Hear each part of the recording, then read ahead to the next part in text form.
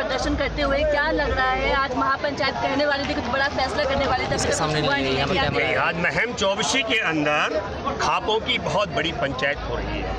उस पंचायत में एक बड़ा फैसला लिया जाएगा, लेकिन मैं व्यक्तिगत तौर पर यह मानता हूं कि खाप की पंचायत से पहले आज वहां साक्षी मलिक भी गई हुई है। साक्षी ने पूरा अपना पक्ष रखा और तमाम वहाँ पर जो किसान समूह और खापों के सरदार इकट्ठे हुए उनसे अपील की है कि आपको मदद करनी चाहिए, ये बात कही। लेकिन मैं व्यक्तिगत तौर पर अनुभव के आधार पर एक बात आपको बताना चाहता हूँ कि खापों की पंचायत से ऐन पहले का मामला है। बबीता फोगाट जो ओलंपिक पदक विजेता है, पहलवान जब धरने पर बैठे थे 18 जनवरी को, तब उनके साथ थे। और उसके बाद एक कमेटी बनाई है खेल मंत्रालय की तरफ से। उस कमेटी में पहलवानों का पक्ष रखने के लिए बबीता फोगाट शामिल हुई और तब दोबारा से ये बेटियां जब यहाँ पर डटी हैं, 21 तारीख को इन्होंने मुकदमा दर्ज कराया था, 23 तारीख धरना दे रही है। आप सबको जानकारी कि सुप्रीम कोर्ट का दरवाजा भी खटखटाया, 7 लड़कियों ने यौन शोषण की शिकायत कराई, लेकिन दुख और अफसोस की बात है सुप्रीम कोर्ट के मुख्य न्यायाधीश ने भी गंभीरता से नहीं सुना। 7 पीड़िताओं की शिकायत है, लेकिन 2 ही मुकदमे दर्ज हुए, एक नाबालिग का और एक यौन शोषण का। 5 मुकदमे गायब कर दिए गए। और फिर मैं ये कहना चाहता हूँ, ये धरना चल रहा है खापों की पंचायत से ऐन पहले। बबीता फोगाट ने एक बहुत बड़ा आरोप लगाया, कहा कि विनेश फोगाट यहाँ पर राजनीति कर रही है। अगर विनेश फोगाट राजनीति कर रही है, इतनी सी बात, वो एक ही परिवार के सदस्य हैं, बबीता फोगाट तब भी कह सकती थी। इसलिए मैं ये कहना चाह रहा हूँ कि जिस प्रकार का आरोप बबीता ने लगाया, ठीक, मैं ये मानता हूँ कि सरकार की वो नियत से मैच करता हुआ बात है। जैसे आरोपी ब्रजभूषण शरण सिंह निरंतर लगातार है। ब्रजभूषण शरण सिंह ने क्या कहा, पहले आरोप लगाया ये बेटियां पैसा लेकर के बैठी हुई है, तब हमने चुनौती दी, हमने कहा पैसा लेकर के बैठी हुई है तो तुम भी बिठाओ अपने किसी परिवार को झूठा मुकदमा यौन शोषण का दर्ज कराने के लिए, हम देश से चंदा इकट्ठा करके तुम्हारी झोली भर देंगे। फिर उस मामले में पीछे चलेगा। फिर उन्होंने आरोप लगाया क्योंकि ये इसलिए बैठी है, ये मोदी सरकार के खिलाफ है। फिर हमने कहा कि यौन शोषण करने वाला ब्रजभूषण शरण सिंह कैसे मोदी सरकार में तब्दील हो सकता है और मोदी सरकार कैसे ब्रजभूषण में समाहित हो सकती है, ये सोच का विषय है। लेकिन मैं हैरान हूं, मैं आपके माध्यम से एक सवाल बड़ा करता हूं। जब पहली बार 2023 में 18 जनवरी को बैठे थे, तब उस दिन के बाद 2 दिन बाद 20 जनवरी को कहा था ब्रजभूषण शरण सिंह ने कि मैंने मुंह खोला तो सुनामी आ जाएगा। और जब मुकदमा दर्ज हुआ था उसके बाद चुनौती थी, मोदी, अमित शाह, नड्डा बोल के दिखाए कि मैं पद से हटूं। मैं एक बात आपके माध्यम से कहना चाह रहा हूं, जिस प्रकार के झूठे बेबुनियाद आरोप ब्रजभूषण शरण सिंह लगा रहा है, ठीक वैसा ही बेहुदा आरोप यहाँ पर बबीता फोगाट ने लगाया। बबीता फोगाट का यह आरोप का आधार क्या है, कहा कि ये विनेश फोगाट प्रियंका गांधी के गले लगी है। मैं बबीता फोगाट तुमको सैल्यूट करूंगा, आप लाओ महिला बाल विकास मंत्री स्मृति ईरानी को लेकर यहाँ आओ और स्मृति ईरानी आकर के समर्थन करे विनेश फोगाट का, साक्षी मलिक का, और उन्हें गले लगाए। अगर विनेश फोगाट उसके गले नहीं लगेगी तब मैं मानूंगा ये राजनीति कर रही है। लेकिन अगर यहाँ बबीता फोगाट तुम यहाँ पर स्मृति ईरानी जो महिला बाल विकास मंत्री है उसको नहीं ला सकती हो, अपनी महिला सांसदों को लेकर नहीं आ सकती हो, तो इसका मतलब है कि तुम ब्रजभूषण शरण सिंह के इशारे पर, मोदी और अमित शाह के इशारे पर ओलंपिक पदक विजेता बेटियों को बदनाम करने का बेबुनियाद आरोप लगा रही है। और यह ताकत है जो आपने कहा 29 दिन की तरक्की है। जब पहले 18 जनवरी को आए थे तो बड़ी संख्या में पहलवानों को अलग कर दिया गया। 3 बड़े कारण अलग होने के हो सकते हैं।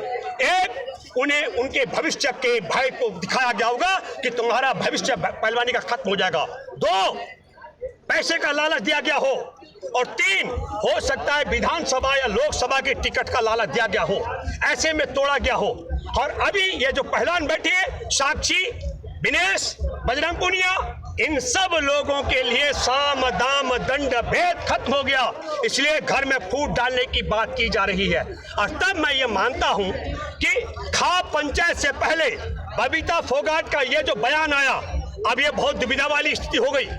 अगर इसके बाद ब्रजभूषण शरण सिंह जेल चला गया तो विनेश फोगाट के परिवार में बबीता फोगाट किस हैसियत से मुंह दिखा पाएगी जब वो ये कह रही राजनीति कर रही है।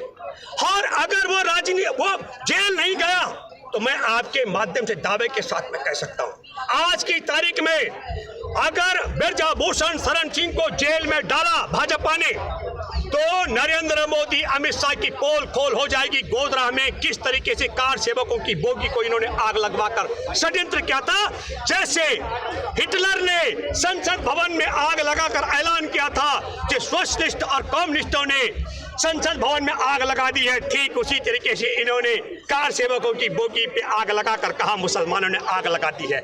उसकी पोल खोल करके ब्रजभूषण शरण सिंह इनके जेल के रास्ते खुला देगा। इसलिए ये इतना बड़ा रिस्क नहीं ले सकते हैं, लेकिन देश ने तय कर लिया है अगर ब्रजभूषण शरण सिंह जेल गया अब इतने लंबे आंदोलन के बाद, तब भी भाजपा का विनाश तय है। देश पूछना चाहेगा, जानना चाहेगा कि देश की ओलंपिक पदक विजेता बेटियों के यौन शोषण के आरोपी को इतने समय तक क्यों बचा के रखा, और अगर जेल में नहीं डाला तब भी भाजपा का विदाई तय है। देश थू थू कर रहा है क्योंकि इनका इतिहास बड़ा काला हो गया। चिन्मयानंद राम मंदिर के निर्माण करने वाले ने 1400 करोड़ रुपए राम मंदिर के चंदा जो इकट्ठा हुआ था बंदर बांट भी इस पैसे की, उसमें इसने एक कॉलेज बनाया, वहां नग्न लड़कियों से मालिश कराता हुआ उसका वीडियो वायरल हुआ। उस बेटी को सुप्रीम कोर्ट जाना पड़ा। वही हालात आज की तारीख में ओलंपिक पदक विजेता बेटियों को सुप्रीम कोर्ट जाना पड़ा। हर एक मुकदमे में आप देखिए हमारे देश के अंदर जो इन्होंने वो उन्नाव में 17 साल की बेटी के साथ में विधायक ने किया था मामला, उस मसले पर भी सुप्रीम कोर्ट से न्याय मिला है। तमाम मामले जो है सुप्रीम कोर्ट जा रहे हैं, और फिर मैं इसलिए कहना चाहता हूं एक एक मामला अगर हम जाएंगे पड़ताल में तो वह अदालत में जाने के बाद ही, लेकिन ये निपटारा भी करा देते हैं। इसलिए मैं फिर कहना चाहता हूं आपके माध्यम से हमारे लिए एक बड़ी चुनौती है, और वो चुनौती क्या है कि सुप्रीम कोर्ट के आदेश के बाद यौन शोषण का मुकदमा दर्ज होने के बाद भी आरोपी को गिरफ्तार नहीं किया जा रहा है, क्योंकि देश के अंदर महिला द्रोहियों की सरकार है। और मैं आपको सब दर्शकों को बताना चाहता हूँ हमारे देश में कानून क्या कहता है।